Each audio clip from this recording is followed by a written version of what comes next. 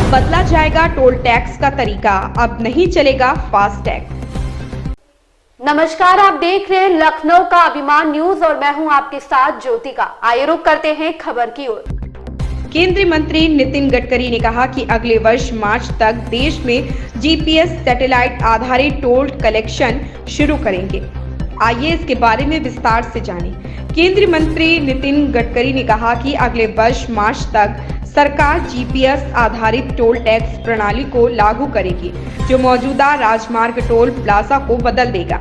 इस कदम का लक्ष्य ट्रैफिक को कम करना है और चालकों से राजमार्गों पर यात्रा की गई सटीक दूरी के लिए शुल्क वसूलना है। सरकार टोल प्लाजा को बदलने के लिए जीपीएस आधारित टोल सिस्टम पर विचार कर रही है।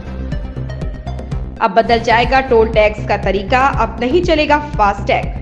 केंद्रीय मंत्री नितिन गडकरी ने कहा कि अगले वर्ष मार्च तक देश में जीपीएस सैटेलाइट आधारित टोल कलेक्शन शुरू करेंगे। आइए इसके बारे में विस्तार से जानें। केंद्रीय मंत्री नितिन गडकरी ने कहा कि अगले वर्ष मार्च तक सरकार जीपीएस आधारित टोल टैक्स प्रणाली को लागू करेगी, जो मौजूदा राजमार्ग टोल प्लाजा को बदल देगा। इस कदम का लक्ष्य ट्रैफिक को कम करना है और चालकों से राजमार्गों पर यात्रा की गई सटीक दूरी के लिए शुल्क वसूलना है। सरकार टोल प्लाजा को बदलने के लिए जीपीएस आधारित टोल सिस्टम पर विचार कर रही है। फास्टैग की जगह लेगा जीपीएस आधारित टोल टैक्स सिस्टम। उनका दावा था कि अगले वर्ष मार्च तक देश में नए जीपीएस सैटेलाइटों पर आधारित टोल संग्रहण शुरू करेंगे। सड़क परिवहन और राजमार्ग मंत्री ने कहा, मंत्रालय ने ऑटोमेटिक नंबर प्लेट पहचान प्रणाली की 2 पायलट परियोजनाओं की शुरुआत की गई। इससे रीडर कैमरे वाहनों को रोके बिना टोल टैक्स वसूलेंगे। फास्टैग से वेटिंग टाइम में हुआ सुधार। 2018-19 के दौरान टोल प्लाजा पर वाहनों के लिए एवरेज वेटिंग टाइम 8 मिनट था। 2020-21 और 2021-22 के दौरान फास्टैग की शुरुआत के साथ वाहनों का औसत प्रतीक्षा समय 47 सेकंड तक कम हो गया था। हालांकि शहरों के पास और घनी आबादी वाले कस्बों में वेटिंग समय में सुधार हुआ। पीक आवर्स के दौरान टोल प्लाजा पर थोड़ी देर होती है। सरकार सड़क परियोजनाओं के लिए बोली लगाएगी।